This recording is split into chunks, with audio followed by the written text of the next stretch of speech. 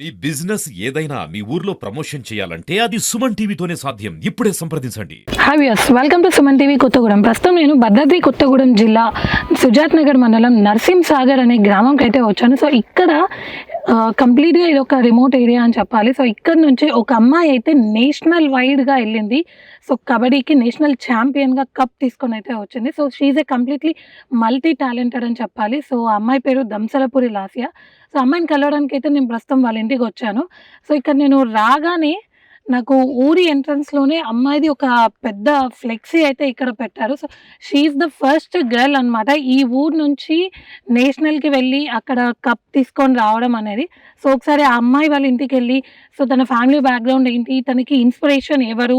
So తను ఇంకా ఏ ఈవెంట్స్‌లో పార్టిసిపేట్ చేస్తుంది అనేది మనం తెలుసుకుందాం.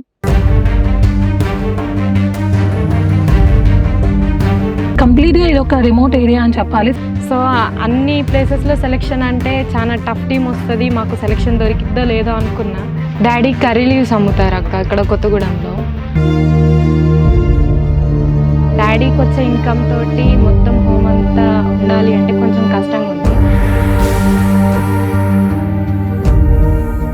సో ప్రస్తుతం నేను నేషనల్ ఛాంపియన్ లాసియాతో ఉన్నాను. ఒకసారి మనం లాసియాతో మాట్లాడదాం. హాయ్ లాసియా. హాయ్ అక్క. So first hearty congratulations on your success. Thank you అక్క. సో ఎలా ఫీల్ అవుతున్నావు నేషనల్ ఛాంపియన్ ప్లస్ మన తెలంగాణ స్టేట్ ఛాంపియన్గా వచ్చినందుకు? అసలు ఫస్ట్లో మేము అనుకోలేదు అక్క నేషనల్ వరకు వెళ్తాము అనేసి. మండల్, డిస్టిక్, స్టేట్ అని చెప్పేసి చాలా దగ్గర సెలెక్షన్స్ జరుగుతాయి. సో అన్ని ప్లేసెస్లో సెలెక్షన్ అంటే చాలా టఫ్ టీమ్ వస్తుంది, మాకు సెలెక్షన్ దొరికిద్దో లేదో అనుకున్నా. బట్ అన్నిట్లో సెలెక్షన్ దొరికి నేషనల్ వరకు వెళ్ళినప్పుడే నేను చాలా హ్యాపీగా ఫీల్ అయ్యాను. సో అంటే ఎవరైనా ఎంకరేజ్ చేసేవారా నేను కబడ్డీయే తీసుకో అని చెప్పేసి? అలా అని లేదు, నీకు ఏ గేమ్ మీద ఇంట్రెస్ట్ ఉంటే ఆ గేమ్ తీసుకో, నీకు ఎందులో టాలెంట్ ఉంటే అందులోకి వెళ్ళు అని చెప్పేసి మమ్మీ, డాడీ, నాయనమ్మ చెప్పేవాళ్ళు బాగా. సో ఫ్యామిలీ సపోర్ట్ చాలా ఉంది. ఓకే, అంటే ఏం చదువుతున్నావు నువ్వు అసలు? ఫస్ట్ ఇయర్ ఇప్పుడు present. So intermediate first year. So ఇక్కడ ఈఎంఆర్ఎస్ అక్క, ఏకలవ్య, రామవరం దగ్గర. రామవరం దగ్గర EMRS లో చదువుతున్నావు. ఏ గ్రూప్ తీసుకున్నావు? సిఈసి. సో బ్యాలెన్స్ అవుతున్నారు స్టడీస్ ఇటు స్పోర్ట్స్? అవుతుంది అక్క. ఓకే, సో కబడ్డీ ఎందుకు చూస్ చేసుకున్నావు? నీకు అదర్ స్పోర్ట్స్ కూడా ఉన్నాయి కదా? ఉన్నాయి అక్క, కాకపోతే మా దాంట్లో కబడ్డీ నుంచి ఎక్కువ ఎవరు పార్టిసిపేట్ చేయరు.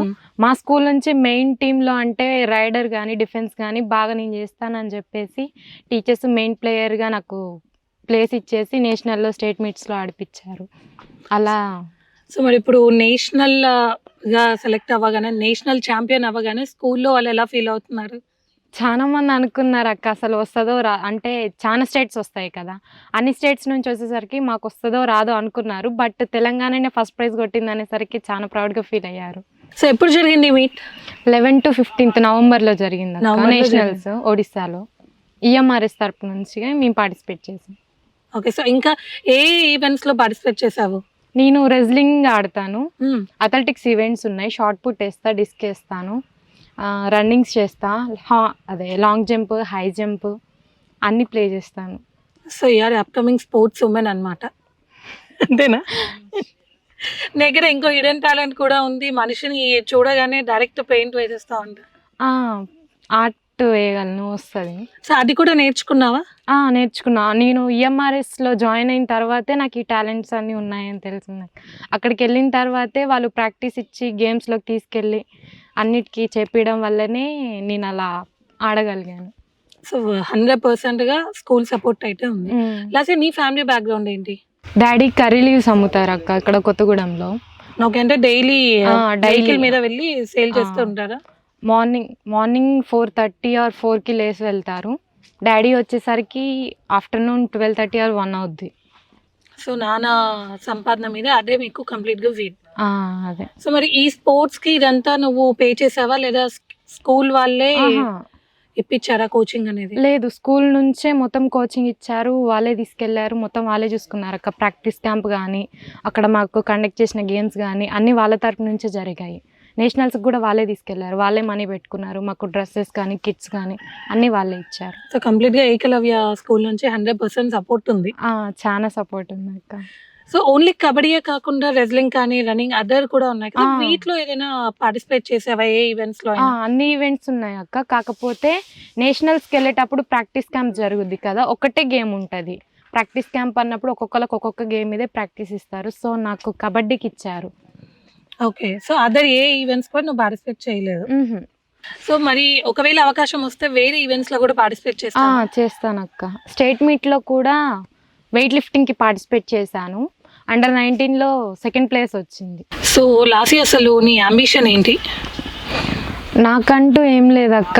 పేరెంట్స్ కోసం ఒక జాబ్ కొట్టాలి, వాళ్ళకంటూ ఏదో ఒకటి చెయ్యాలి. నా కోసం ఇంత చేసిన వాళ్ళకి నేను ఏదో ఒకటి చెయ్యాలి అనుకోనే అన్నిట్లో పార్టిసిపేట్ చేస్తున్నా. సో ఎటువంటి జాబ్ అయితే నువ్వు నీ ఫ్యామిలీని చూసుకోగలవు? గవర్నమెంట్ అనుకుంటున్నా అక్క. ఎలా అయినా స్పోర్ట్స్ కోటాలో కానీ లేదంటే ఫైన్ ఆర్ట్స్లో కానీ స్టడీ పరంగా కానీ ఏది కుదిరితే దాంట్లో జాబ్ కొడదామనేసి అనుకుంటున్నా. సో పేరెంట్స్ని హ్యాపీగా చూసుకోవాలి. సో అసలు ఎలా ఫీల్ అయ్యావు నువ్వు ఓవరాల్గా? ఇటు మీ ఊర్లో వాళ్ళందరూ ఏమన్నారు అంటే, మేము విన్న కాడికి you are the first person మీ దాంట్లో. సో మీ ఊర్లో you are the first person ఇలా స్పోర్ట్స్లో నేషనల్ వైడ్ రావడము. సో ఎలా ఫీల్ అవుతున్నారు?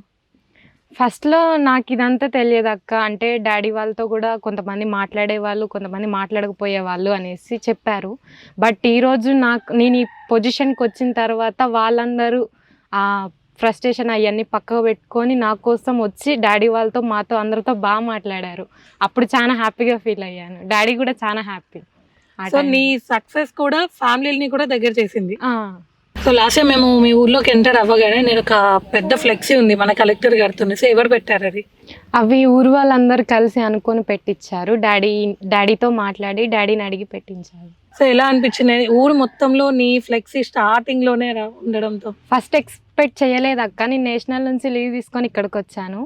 అలా పెడతారు, నాకు ఇలా ఇవన్నీ జరుగుతాయి అని తెలియదు. జస్ట్ నార్మల్గా వచ్చాను. అన్ఎక్స్పెక్టెడ్గా ఇక్కడికి వచ్చిన తర్వాత ఇవన్నీ ఇంటర్వ్యూస్ ఉంటాయి అనేసి, ఇక్కడ ఇదంతా జరుగుద్ది అని ఎక్స్పెక్ట్ చేయలేదు. ఇక్కడికి వచ్చిన తర్వాత వీళ్ళందరూ వచ్చి నాతో అంత బాగా మాట్లాడుతుంటే చాలా హ్యాపీగా ప్రౌడ్గా అనిపించింది. సో నార్మల్ గా ఉన్న లైఫ్ ఒకటేసారి హ్యాపీయెస్ట్ గా మారిపోయింది. సో లీవ్ తీసుకొని వచ్చానని చెప్పావు కదా, మళ్ళీ నువ్వు వెళ్ళాలి అక్కడికి? వెళ్తాను. రేపు కానీ ఎల్లుండి కానీ వెళ్ళిపోతాను. ఓకే, మళ్ళీ నువ్వు వెళ్ళి మళ్ళీ పార్టిసిపేట్ చేస్తావు అక్కడ? మళ్ళీ పార్టిసిపేట్ చేస్తా. అటు స్టడీ ఉంటుంది, మళ్ళీ ఏమైనా ఈవెంట్స్ ఉన్నాయని వాళ్ళు ఇన్ఫార్మ్ చేస్తే వెళ్ళాలి. ఖేలో ఇండియాకి కూడా సెలెక్షన్ దొరికింది, SGF నేషనల్స్కి కూడా దొరికింది. అంతేకాకుండా నిన్న అసోసియేషన్ జరిగింది అక్క. కొత్తగూడెం భద్రాద్రి కొత్తగూడెం డిస్ట్రిక్ట్ నుంచి అసోసియేషన్ జరిగాయి. ఆ అసోసియేషన్లో పార్టిసిపేట్ చేయడానికి వెళ్తే ఆ పార్టిసిపేషన్లో కూడా సెలెక్షన్ దొరికి స్టేట్కి సెలెక్ట్ అయ్యాను. నెక్స్ట్ మంత్ 2కి డిసెంబర్ 2లో ఉంది. బట్ ఇన్ఫర్మేషన్ లేదు ఎప్పుడు ఎక్కడ ప్లేస్ అని. ఓకే, సో ఇంకా వెన్యూ అనేది సెట్ అవ్వలేదు. సో మన కలెక్టర్ గారిని అండ్ ఎమ్మెల్యే గారిని కూడా కలిసావు కదా, సో ఎలా ఫీల్ అవుతున్నారు? వాళ్ళు ఎలా కంగ్రాచులేట్ చేశారు? ఫస్ట్ నాకు నిజం చెప్పాలంటే వాళ్ళు ఎవరు నాకు తెలియదు అక్క. నేను బయటికి వెళ్ళను ఎక్కువ. డాడీకి తెలిసి డాడీనే అంతా మాట్లాడి నేనున్నా అని చెప్పేసి డాడీ తీసుకెళ్ళి డాడీ చెప్పేంత వరకు నాకు వాళ్ళు ఎవరూ తెలియదు. పెద్దవాళ్ళకి కూడా లేని ఛాన్స్ నాకు వచ్చింది అనేసి ఫస్ట్లో ఫీల్ అయ్యాక చాలా మంది అనుకుంటారు వాళ్ళతో ఫొటోస్ దిగాలి, నేను వెళ్ళాలని కొట్టుకొని వెళ్ళేవాళ్ళు.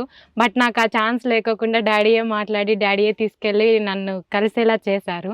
అంత ఈజీగా నేను కలుస్తానని కూడా అనుకోలేదు. ఆ ఛాన్స్ తోటి చాలా హ్యాపీ అయిపోయాను. నేను ఇంతవరకు ఎప్పుడు అలా కలవలేదు ఎవరిని. సో గవర్నమెంట్ నుంచి ఎటువంటి సపోర్ట్ ఉంది? గవర్నమెంట్ నుంచి ఏమైనా సపోర్ట్ వచ్చిందా? ఇప్పటి వరకే నువ్వు నేషనల్లో పార్టిసిపేట్ చేసావు అండ్ అప్కమింగ్ ఈవెంట్స్లో కూడా పార్టిసిపేట్ చేస్తున్నావు కదా, సో గవర్నమెంట్ నుంచి ఇప్పటివరకు ఏమైనా సపోర్ట్ ఉందా? లేదక్క, ఏం లేదు. నాకు ఏ ఛాన్స్ లేదు. అంతకుముందు అసలు ఇక్కడ ఇంత చిన్న ఊరుంది అని కూడా ఎవరికి తెలియదు.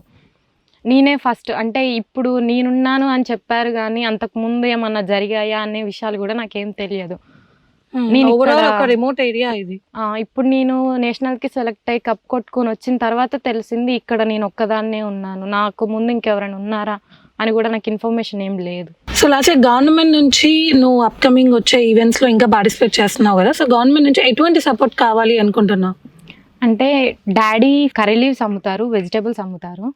ఈ డాడీ మీద మేమందరం డిపెండ్ అయి ఉన్నాము. సో డాడీకి వచ్చే ఇన్కమ్ తోటి మొత్తం హోమ్ అంతా ఉండాలి అంటే కొంచెం కష్టంగా ఉంది.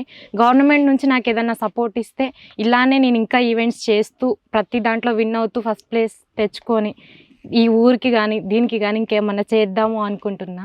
అలా నాకు గవర్నమెంట్ నుంచి సపోర్ట్ వస్తే చాలు. సో లాస్య, ఫైనల్లీ నువ్వు ఇంకా ఎన్నో ఈవెంట్స్ పార్టిసిపేట్ చేయాలి. సో మన కొత్తగూడానికి అలాగే మన కంట్రీకి కూడా మంచి పేరు తేవాలని కోరుకుంటున్నాము. All the best and once again hearty congratulations. Thank you అక్క.